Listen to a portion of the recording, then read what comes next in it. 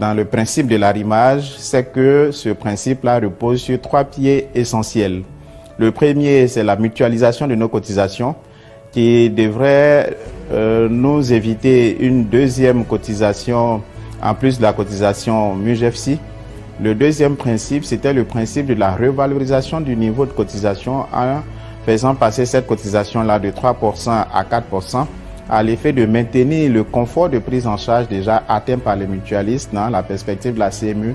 Et le troisième pilier, c'était l'implémentation des réformes nécessaires pour rendre les différents régimes beaucoup plus viables et beaucoup plus dynamiques.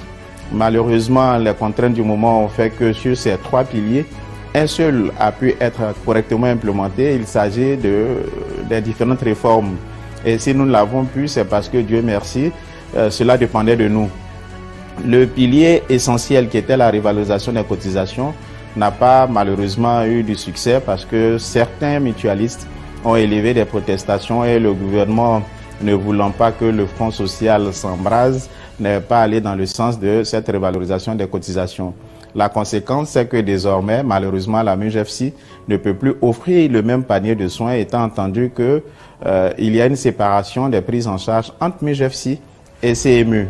Désormais, tout ce qui relève des maladies, dites maladies courantes, avec les médicaments qui les accompagnent, sont de la compétence de la CMU.